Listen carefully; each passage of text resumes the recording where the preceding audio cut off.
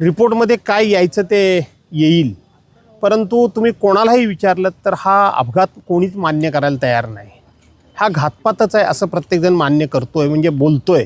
आणि माझं मन देखील स्पष्टपणे सांगतंय की हा अपघात नाही, हा घात. म्हणून तुम्ही अजितदादांबरोबर काम केलंय, काय सांगाल अजितदादांबरोबर? असं आहे की 1991 साली अजितदादा हे पहिल्यांदा विधानसभेच्या सभागृहामध्ये आले आणि 1995 सालापासून मी त्यांना बघत होतो. त्यानंतर मी राष्ट्रवादी काँग्रेस पक्षामध्ये कार्यकर्ता म्हणून काम करत असताना कधी सरचिटणीसपदी, कधी राज्यमंत्रीपदी, कधी कॅबिनेट मंत्रीपदी आणि कधी प्रांताध्यक्षपदी देखील त्या पक्षामध्ये काम करण्याची संधी मला मिळाली. अजितदादासारखा नेमस्त माणूस आणि एक आत बाहेर असं काही नाही. त्यांच्या वागण्यामध्ये सर्वांना समान. तो बारामतीचा माणूस असला तरी देखील त्याला 4 शब्द ऐकवायचे असेल तर ते ऐकवायला सोडत नसत, आणि चिपळूणचा कार्यकर्ता असेल तर त्यालासुद्धा 2 शब्द जर ऐकवायचे असेल तर ते मागे पुढे बघत नसत.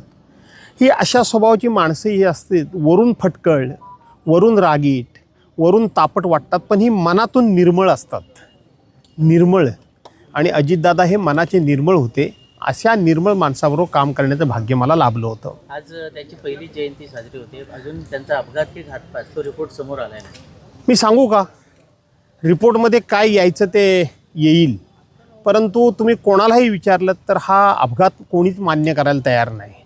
हा घातपातच आहे असं प्रत्येकजण मान्य करतोय, म्हणजे बोलतोय.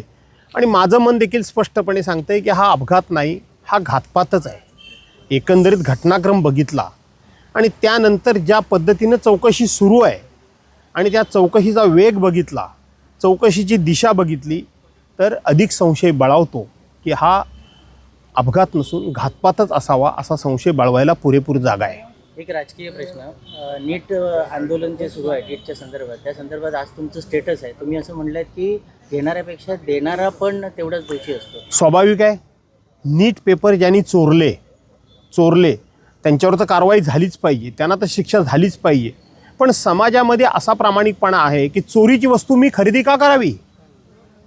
चोरांनी चोरी केली म्हणून ती वस्तू थोडक्यात मिळते, तर मी का घ्यावी?